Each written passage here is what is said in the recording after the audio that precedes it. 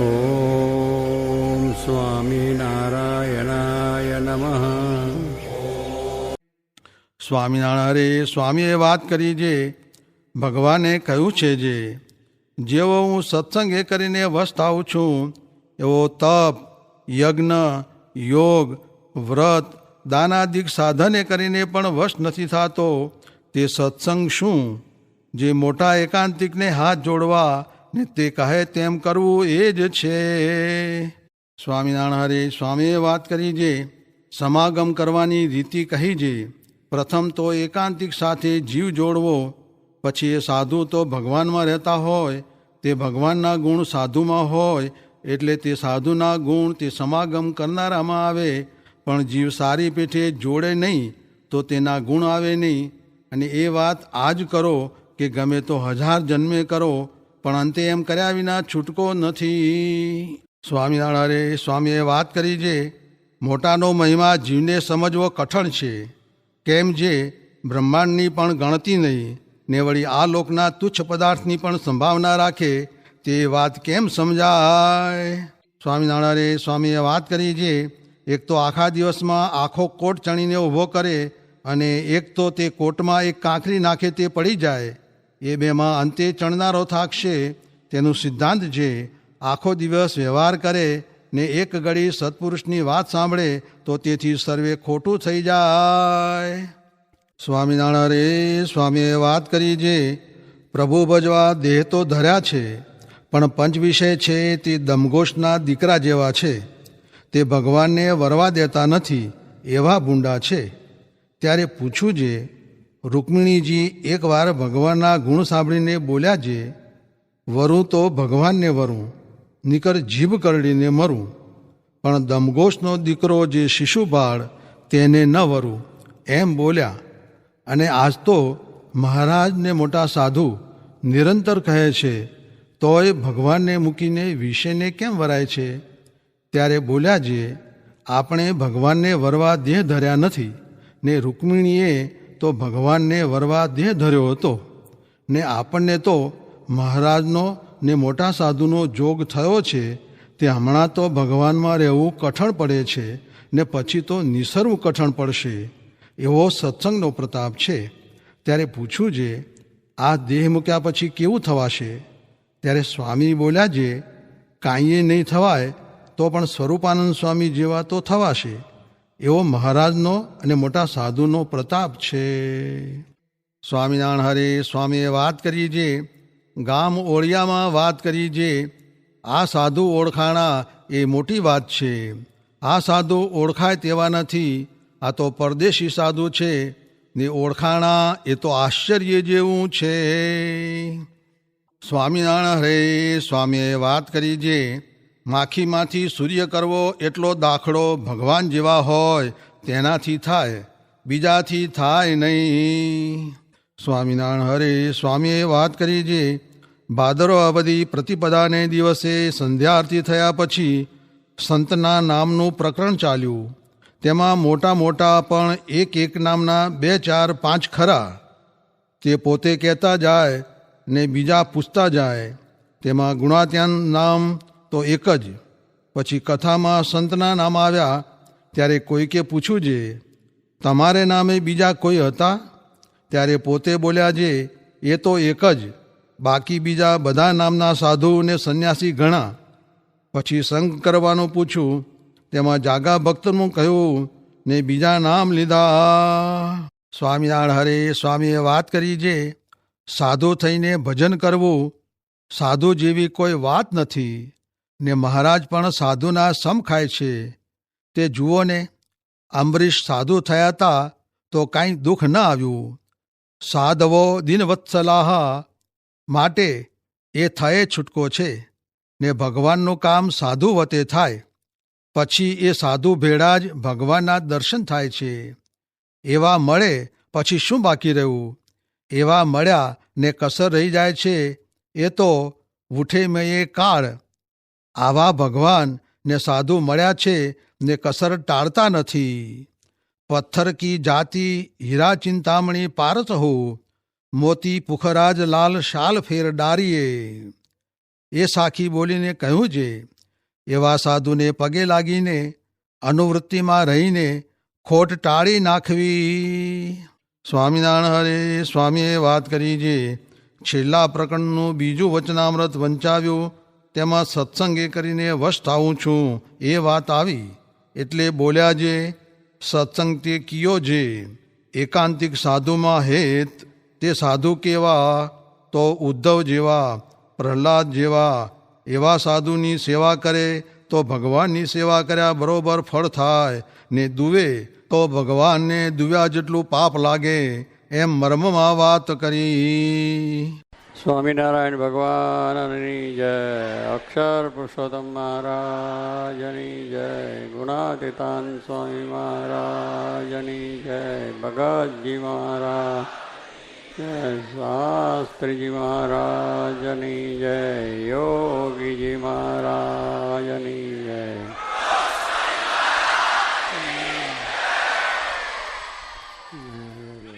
શ્રીજી મહારાજે આપણને વાત કરી છે કે કથા વાર્તા, ગુણાતીતાન સ્વામી પણ વાતો કરી, શાસ્ત્રી મહારાજ અને યોગીજી મહારાજે બધાએ આપણને સમજાવ્યું છે. કથા વાર્તા, કીર્તન, ભજન એમાં તૃપ્તિ આપણે થવા દેવી નહીં, પણ નિરંતર કથા વાર્તા સાંભળવી એવો રાખ. કારણ કે આપણને ઘણા વખત સભામાં આવીએ, દર્શન કરીએ, બીજું ત્રીજું કરીએ એટલે થાય કે હવે દરરોજ જઈએ છીએ, ભગવાન એના એ છે, મૂર્તિઓ એની એ છે, વાઘા એના એ છે, સંતો એના એ છે, હરિભક્તો એના એ છે, એવું આપણને થાય છે. એટલા માટે આ મહારાજે સંતોએ સૂત્ર આપ્યું છે કે જેમ આપણે વ્યવહારમાં કંઈ તૃપ્તિ થતી નથી, કે નોકરી કરતા હોય, ધંધો કરતા હોય, પૈસા કમાવાના હોય, દેશ પરદેશ ફરવાનું હોય, અને સારી સારી વાનગીઓ બધી જમવાની, એમાં કંઈ તૃપ્તિ થતી નથી. અને એમાં આપણે જરા ઉત્સાહ રહે, ઉમંગ રહે કે આજે પાર્ટીમાં જવું છે ને બરાબર મજા આવશે. તો પાર્ટીમાં દર વખત એનું એ જ હોય, કદાચ થોડીક વાનગી આગી પાછી હોય, પણ વસ્તુ તો એની એ જ છે, પણ મજા આવે છે. કારણ કે એમાં આપણી આસક્તિ છે, એમાં આપણને જરા સ્વાદ આવે છે, એટલે એના માટે આપણને મન ખેંચાય છે. સિનેમા, નાટક, ટીવી બધા જોઈએ છે, એમાં પણ એવું જ બધું હોય છે. જોકે આમ વિજ્ઞાને આપણને વાત આપી છે, સારી વાત છે, ઘણું સારું આપ્યું છે. પણ દરેક માણસની વૃત્તિ છે એટલે ખરાબ વૃત્તિ છે, એટલે શું કંઈ ખરાબ વસ્તુ હોય એના ઉપર વધારે વૃત્તિ જાય. કારણ કે આપણને બધું નિયમ સંયમો આપ્યા છે, પણ એમાંથી વૃત્તિ ક્યાં જાય કે જેવી ખોટી વસ્તુ હોય. જેમ કાગડો છે, કાગડો એ ઢોરને ચાંદુ થયું હોય, વાગ્યું હોય એટલે ત્યાં લોહી નીકળ્યું હોય, તો બધે આખું શરીર સારું છે, પણ જઈને ચાંદા ઉપર બેસે અને એને પાછો ખોતરીને પહેલાં દુઃખ વધારે ઊભું કરે ને પોતાને પણ દુઃખ થાય.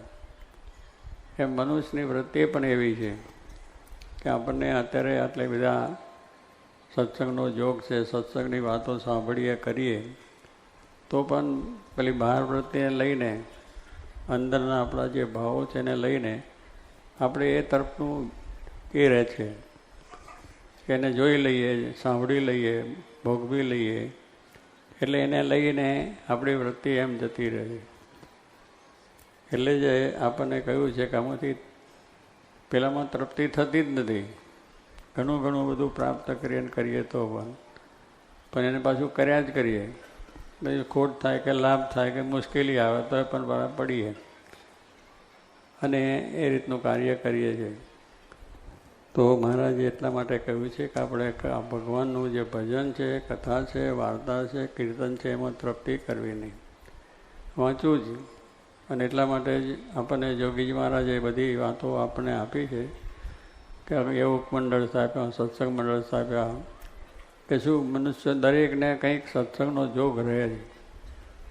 અને મંદિરમાં પણ આવવાનો નિયમ આપ્યા, એમાં પાઠ પૂજા દર્શનનો નિયમ આપે, મંદિર આવવાનો નિયમ આપે.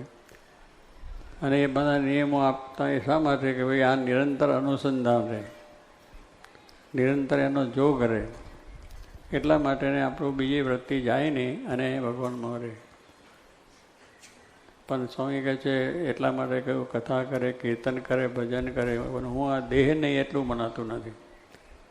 મૂળ એ કથા વાર્તા કીર્તન ભજન સમાગમ કરીને કરવાનો તો આપણો દેહ ભાવ ભૂલવાનો જ છે, અને એ ભૂલીને જ આપણે આત્મારૂપ થઈને પરમાત્માની ભક્તિ કરવી છે. એને માટે એમનો આગ્રહ છે, કારણ કે એમને આપણને ભગવાનના ધામનું સુખ આપવું છે, આપણે જગતનું લેવું છે. એટલે જગતના સુખ માટે તલપાપડ થઈ જાય. એમાં 10 વખત જોયું હોય તોય વાંધો હોય, સિનેમા 10 વખત એનો જ ખેલ જોયો હોય, ટીવી પણ જોયું હોય, ખોરાકમાં પણ જે સારા સારી વાનગીઓ ખાતા હોય, પણ છતાંય એ જ ભાવે. અને પછી કેટલીક તો પછી દારૂની લતે હોય તો દારૂ જ એને ભાવે, કે ખોટો છે, ઝેર છે, એમાંથી દુઃખ આવે છે. કેટલીક માંસાહાર પણ માણસ, રેસ્ટોરન્ટો છે, રેસ્ટોરન્ટમાં જાય ત્યારે મજા આવે. પછી ઘરે આપણે છે દાળ ભાત રોટલી શાક ફરસાદ બને છે, જમી લઈએ તો શું વાંધો છે. પણ કહેવાનું શું કે માણસને એવી વૃત્તિ રહ્યા કરે છે. એટલે આપણને ભગવાનને સંત મોટા પુરુષો ખાસ આગ્રહ કરીને આપણને કહે છે કે આપણે આ ભગવાનનો રસ પીવો. હમણાં ભાઈએ કીર્તન ગાયું, સંત પ્રેમ પ્રિયાલો પાયો. એટલે પ્રેમ પ્યાલો એટલે શું કે આ કથા વાર્તા કીર્તન એ પ્રેમ છે. કારણ કે સંતને ભગવાનને આપણી ઉપર દયા છે કે આ થોડા કાળ જીવવું અને પલ્લોક બગડે. આપણો આ વરદા છે એ હાવ ટૂંકો છે, કોઈને 5, કોઈને 50, કોઈને 7, વળી કોઈને 80 થાય, કોઈ વળી બહુ ભાગશાળી હતો સેન્ચુરી મારે ખરા, ના નથી, પણ એટલાથી આગળ નથી વધતું. કોઈ વધે એનાથી 8-10 હોય કેટલાક કોક નીકળે છે, પણ કહેવાનું છે એનાથી વધારે કશું છે જ નહીં. એટલે આવડ જોઈએ છે કે થોડા કાળ જીવવું અને પલ્લોક ન બગાડવો. એટલા માટે આપણને મોટા પુરુષોના આ શબ્દો છે, અને આગ્રહ કરીને પાછા આપણને આ વાતનો રાખે છે કે ભાઈ તમે આવજો, મંદિર આવજો, કથા વાર્તા સાંભળજો. જોગી મહારાજ છે એમને બહુ જ આગ્રહ રહે આપણો, જે આવે એને કે મંદિર આવજો, પાઠ પૂજા કરજો, વ્યસન મૂકજો, દારૂ મૂકજો, બહુસાર મૂકજો અને મંદિરમાં આવો. અને બાળકો યુવકોને કહો, ધક્કો મારે ને કહે છે મંદિર આવજો. કેટલાકને તો સાધુ થવાની જ વાત કરે, કહો સાધુ થો. હવે એમને કંઈ પોતાને એ બધા પાસે કંઈ પોતાની સેવા કરવા માટે આગ્રહ નહોતો. આગ્રહ એટલો હતો કે એના જીવનું રૂડું થાય, એના જીવનું કલ્યાણ થાય. એટલા માટે એમને આપણને જે આ મનુષ્ય શરીર માટેનું જે સાચું આપણે કાર્ય કરવાનું છે, સાચો જે માર્ગ છે, એ માર્ગે આપણને લઈને ત્યાં જવાનું છે. એટલે માર્ગ આપણે જોઈએ છે અત્યારે હાઈવે બધા થયા છે, સરકારે કર્યા છે, અને દિલ્હીથી સીધો મુંબઈ ને મુંબઈથી એવા મોટા મોટા હાઈવે કર્યા. હવે એવા જે જાણીતા હોય આપણને બતાવે કે આમ દિલ્હીથી હાઈવે જવું હોય તો આ છે, અમદાવાદથી મુંબઈ જવું હોય તો આ મોટો રસ્તે ચડજો, આ બીજે રસ્તે ના જશો, કે જે રસ્તાની અંદર કાંટા કાંકરા ઝાંખરા બધું થશે. એવી આપણને સમજણ આપે, છતાં પણ આપણો સ્વભાવ છે. એટલે એ પાછા શું કે સારા રસ્તે જતા હોય તો કે ચાલો આમાં શું છે જોઈએ, આ બાજુ કંઈ કહે છે, આ બાજુ કંઈ કહે છે, આ બાજુ, એટલે કાંટા ઝાંખરામાં પડીએ છીએ. એટલે કેવું એવું છે. એટલે આ કૂતરા કેટલા હોય છે ને, કૂતરાનો પણ સ્વભાવ હોય, તમે જોજો. સાચો રસ્તે જતો હોય ને પણ આમ ફરી આવે, ફરી ભાઈ તો આમ આવે, પછી આમ જઈને આમ આવે. એટલે એને એક સ્વભાવ છે કે આડો ચાલી અને અંતે એમાંથી દુઃખી થાય. પણ સંત છે એ દયાળુ છે. ભગવાનને સંત દયાળુ છે, આપણા સાચા સગાઈ છે કે જે આપણા આત્માનું કલ્યાણ કરે છે, આપણો સંસારને સુખમય બનાવે છે, આપણા કુટુંબની અંદર પણ શાંતિ આવે એવો માર્ગ આપણને બતાવે. આવો સાચો માર્ગ એ કોણ બતાવે કે જેને પોતાના માટે પ્રેમ, ભગવાનનો પ્રેમ હોય, આવી કથા વાર્તામાં પ્રેમ હોય, એને માટે સાચો માર્ગ એ બતાવે છે કે જો આ માર્ગે ચાલજો. એમને બીજો કોઈ સ્વાર્થ નથી. સ્વાર્થ છે આપણા જીવનું કલ્યાણ થાય એટલું જ, કે આ માર્ગે ચાલીને તમે સુખ્યા થાઓ, ભગવાનના ધામને પામો, એ એમને આપણી પાસે કરાવવું છે. એમને આપણને બોલાવી ચલાવીને કરીને બીજું કંઈ કરવાનું છે નહીં. પણ જો આ વસ્તુ હાથમાં આવી જાય અને આ જે ભગવાનને સંતનો જે આ જે ઉપદેશ છે એ આપણા જીવનમાં દૃઢ થઈ જાય તો સાંઈ કંઈ જીવ સુખીઓ થઈ જાય. સુખીઓ થવાનો માર્ગ જ આ છે ભગવાનનો. તો એ પ્રમાણે આપણને વાત કરે છે નિષદિન સંત સમાગમ. હવે 24 કલાકનો આપણને વાત કરે છે. આપણે તો 24 કલાક આ જ કરવાનું છે, પણ આપણે વ્યવહાર છે, સંસાર છે, એટલે એ પણ કરો, વાંધો નથી. સવારે પણ સ્વામીએ જેમ કહ્યું કે સવારે ઉઠો ત્યારે ભગવાનનું સ્મરણ સાથે ઉઠો, ભગવાનને યાદ કરો. સ્વામિનારાયણ સ્વામી પથારીમાંથી ઉઠીએ ત્યારે પહેલું ભગવાનનું સ્મરણ કરવાનું અને ભગવાનને યાદ કરી અને પછી આપણે નાહવાનું, ધોવાનું, દાંતણ પાણી જે કરવાનું કરીને પછી ભગવાનની પૂજા કરવાની અને ભગવાનને પૂજા પાઠ કરીને પછી જે કંઈ બ્રેકફાસ્ટ કરવા જેવું તો કરીને પછી ઓફિસે જવું, ત્યાં જવું, પર મંદિર, દેવ મંદિર દર્શન કરી આવો, પછી બધે ધંધે લાગો.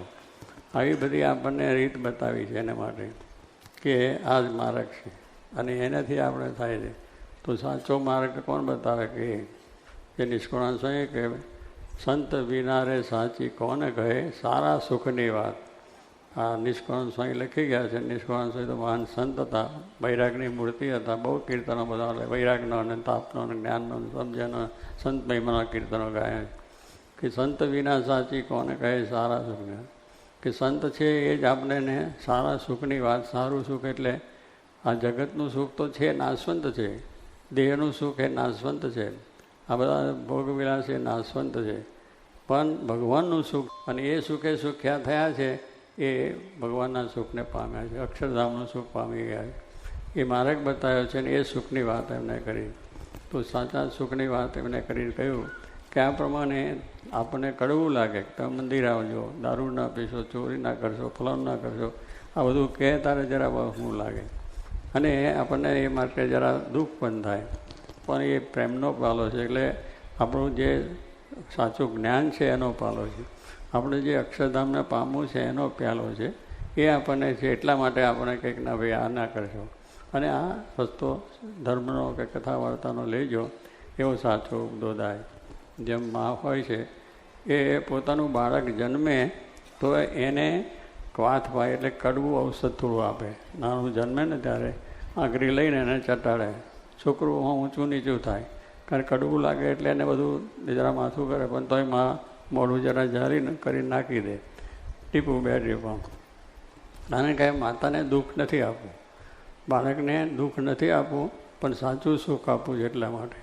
તો એને એક વાત પાવાથી શરીર એનું નિરોગી થઈ જાય કે પછી એક વાત અંદર જાય ને એટલે પછી મેં અંદરના બીજું બળવાડ નીકળી. એટલે નાનેથી એને વાત પાય અને એને મોટું થાય ત્યાર પછી એ છોકરું મજબૂત થઈ જાય, સારી રીતે ફરે કરે. બીજું તારે કહેવાનું શું છું કે માતાને બાળકને દુઃખ નથી આપવું, પણ એને સારું બનાવવો છે, એને મજબૂત બનાવવો છે અને શરીર સુખાકારી વર્તે એવો બનાવવો છે એટલે પાય છે. પણ બાળકને તેગડે ગમતું નથી, પણ મોટો જ્યારે થાય ત્યારે થાય કે મારી માતાએ મને કડવા ઔષધ પાયા, બહુ સારું કર્યું કે મારા બધા શરીર અવયવ સારા.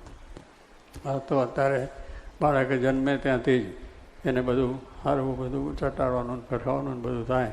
એટલે કેટલીક વખત બધું શું આ લાખનું બધું ગર્ભ અને બીજું ત્રીજું ખાય તો પછી નિરોગી ક્યાંથી થાય અને પછી પાપડા જેવું થઈ જાય અને પછી એને કોઈ જાતનું સુખ ના આવે. તો આ માતાને પોતાનું એની પાસે આ પ્રમાણે શરીર સારું થાય એટલા માટેની વાત છે.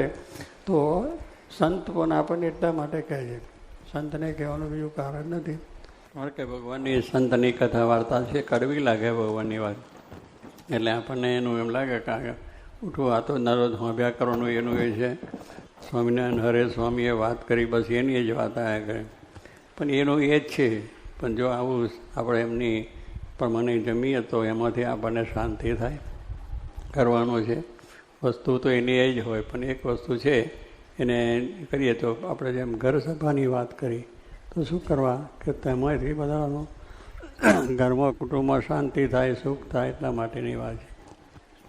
એટલે સંતને કૃપાઓના આપણને બીજું કંઈ થતું નથી. ભગવાન છે એ પણ છે જ. મારે કહે ભગવાનને સંત એ સાચા સગા છે, આપણું રૂડું કરનાર છે, આપણને મોક્ષ કરનાર છે બધે. તો એટલા માટે આપણને મહારાજે પણ વચનામત છે આપ્યા છે, એનો પણ નિરંતર પાઠ કરવાનો કહે છે. બીજા ઘણા પુસ્તકો વાંચતા હોય છે, જરૂર છે એને વાંચો, અભ્યાસ છે એના માટે વાંચો, કારણ કે ડિગ્રી મેળવવી છે તો એને બરાબર વાંચીએ ને તૈયાર થઈએ તો ડિગ્રી મળે છે. અને એટલા માટે સ્કૂલ કોલેજોમાં પણ જઈએ છીએ એમ આપણે પણ આત્માનું જ્ઞાન મેળવવું છે તો એને માટે મંદિરો છે, સંત સમાગમ છે, આ બધા પ્રોગ્રામ છે, એને માટે છે કે એમાંથી આપણને સાચું જ્ઞાન મળે અને એ ડિગ્રી મળે. યોગી મહારાજ કે સાધુતાની પણ એક ડિગ્રી છે, એમાં આપણે સારા ભક્ત થવું એ પણ એક ડિગ્રી છે કે આદર્શ એવા ભક્ત બનીએ. પણ જ્યારે ક્યારેક એ આદર્શ કે આપણા બધા નિયમો, સંયમ, નિયમ બધા પાડીએ તો થાય. પણ કશું કરતા ના હોય ને પછી કહેશે મને આમ દુઃખ આવ્યું પણ આવે, કારણ કે માર્ગ ખોટો છે અને ખોટે માર્ગે જઈએ એટલે કોઈ દાડો સુખ આવે નહીં. પણ આપણા જીવનની અંદર ભગવાનને આપણને આવું સુખ આપ્યું છે, આવું ત્યાગ આપ્યો છે, આવી જગ્યા આપણને આપી છે. સુખે ભગવાન ભજાય, સુખે ભગવાન ભજાય એવો આપણને આ કરી આપ્યું. જો આવો મોટો હોલ, એની અંદર એ શાંતિથી બેસીને કથા વાર્તા સાંભળીએ.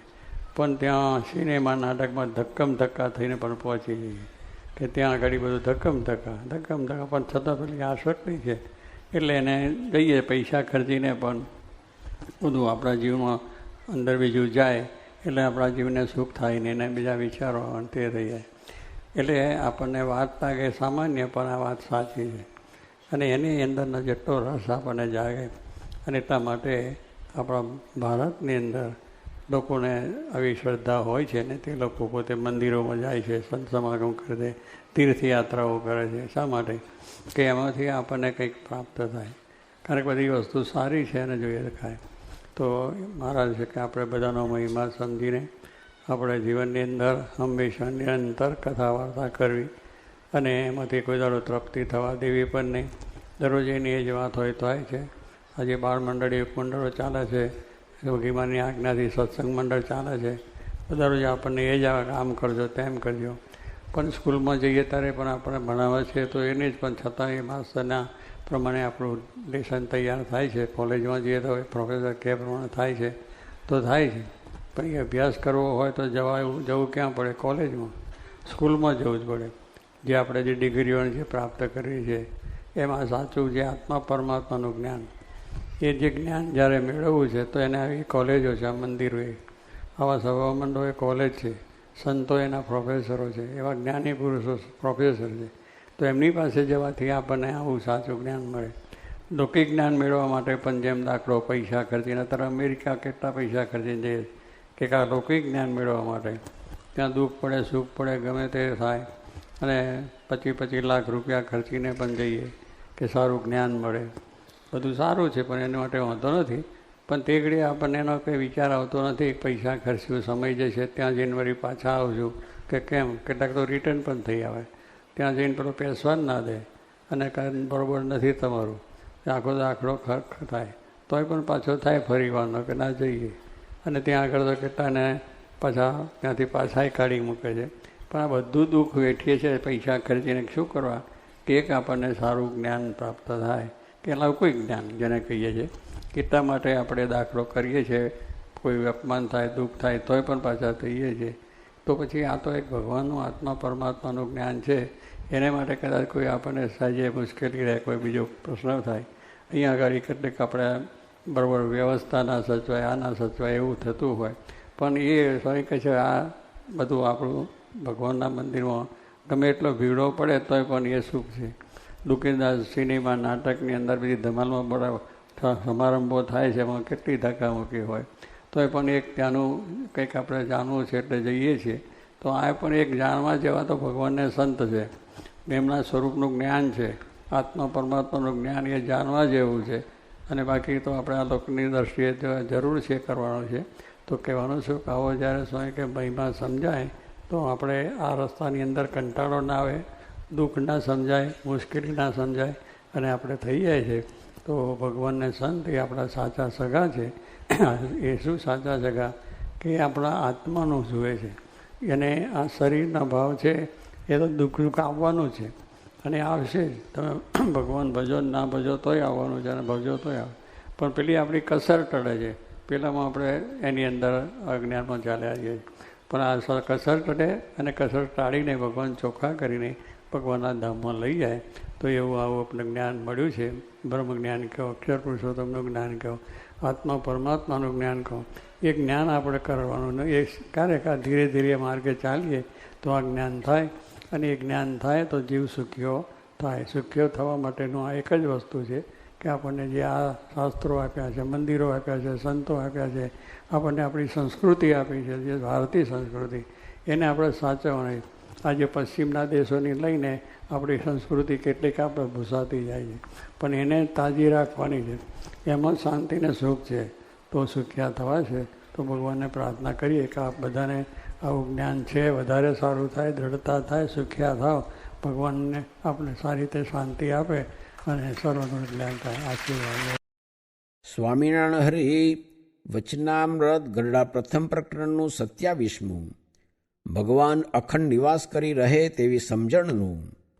સ્વામિનારાયણ હરિ સંવત 1876ના પોષ સુધી દ્વાદશીને દિવસ શ્રીજી મહારાજ દિવસ ઉગ્યા પહેલાં શ્રી ગરડા મધ્યે દાદા ખાચરના દરબારમાં પરમહંસની જાયગાને વિશે પધાર્યા હતા ને માથે ધોળો ફેટો બાંધ્યો હતો તથા ધોળો ચોફાડ ઓઢ્યો હતો તથા ખેસ પહેર્યો હતો ને ઓટા ઉપર આથમણું મુખારવિંદ રાખીને વિરાજમાન હતા ને પોતાના મુખારવિંદની આગળ પરમહંસની સભા ભરાઈને બેઠી હતી.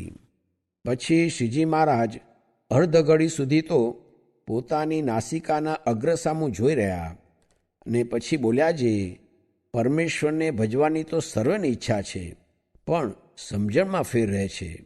માટે જેની આવી સમજણ હોય તેના હૃદયમાં ભગવાન સર્વ પ્રકારે નિવાસ કરીને રહે છે.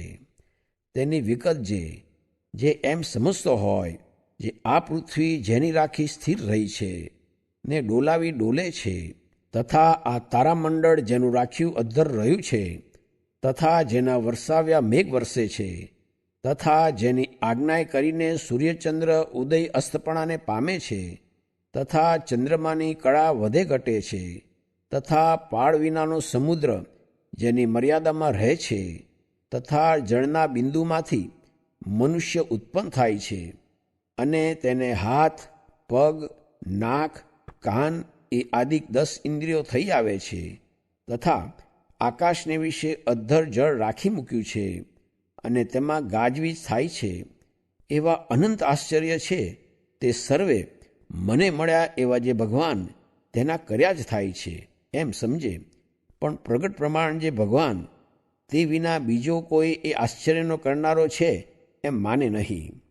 અને પૂર્વે જે અનંત પ્રકારના આશ્ચર્ય થઈ ગયા છે, તથા હમણાં જે થાય છે, તથા આગળ થશે, તે સર્વે મને મળ્યા એવા જે પ્રત્યક્ષ ભગવાન તે વતે જ થાય છે એમ સમજે. અને વળી પોતે એમ જ સમજતો હોય જે ચાહે કોઈ મારી પર ધૂળ નાખો, ચાહે કોઈ ગમે તેવું અપમાન કરો, ચાહે કોઈ હાથીએ બેસાડો, ચાહે કોઈ નાક કાન કાપીને ગધેડે બેસાડો, તેમાં મારે સંભાવ છે.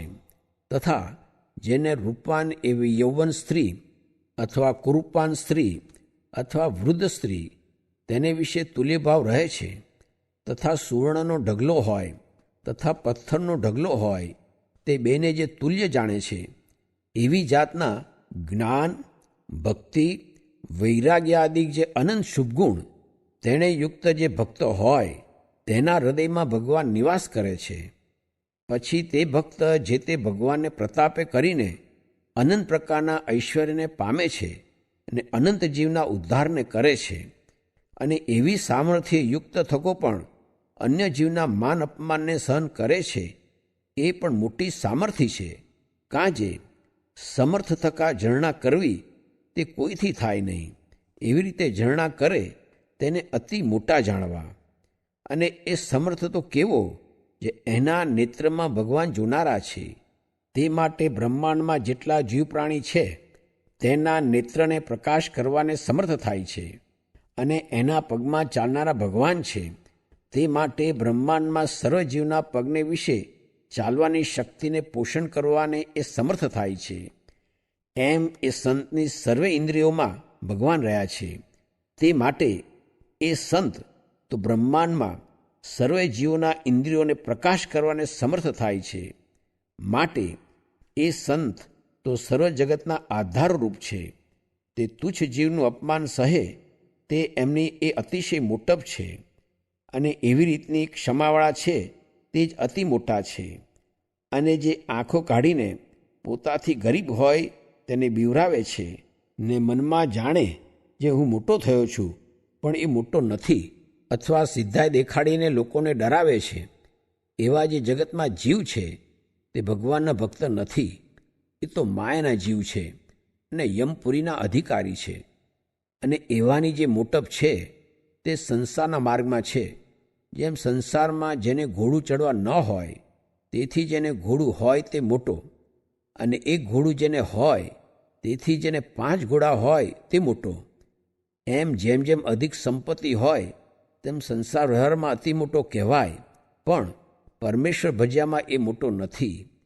અને જેની મતિ એવી હોય જે આ સ્ત્રી તો અતિશય રૂપવાન છે, અને આ વસ્ત્ર તો અતિશય સારું છે, અને આ મેળી તો ઘણી સારી છે, અને આ તુંબડી તો અતિશય સારી છે, ને આ પાત્ર તો અતિશય સારું છે, એવી રીતના જે ગ્રહસ્થ તથા ભેખધારી તે સર્વે તુચ્છ બુદ્ધિવાળા છે, ત્યારે તમે કહેશો જે એનું કલ્યાણ થશે કે નહીં થાય? તો કલ્યાણ તો પામર જેવો સત્સંગમાં હોય તેનું થાય છે. પણ મોરે કહી એવી જે સંતતા તે એમાં કોઈ દાડે આવતી નથી, તથા પૂર્વે કયા એવા જે સંત તેના જે ગુણ તે પણ એવામાં આવતા નથી, કાંજે એ પાત્ર થયું નથી. એમ વાર્તા કરીને જય સચ્ચિદાનંદ કહીને શ્રીજી મહારાજ દાદા ખાચરના દરબારમાં પોતાને ઉતારે પધાર્યા. ઇતિ વચનામૃતમ. એ રીતે ગરડા પ્રથમ પ્રકરણનું 27મું વચનામૃત જે તે થયું.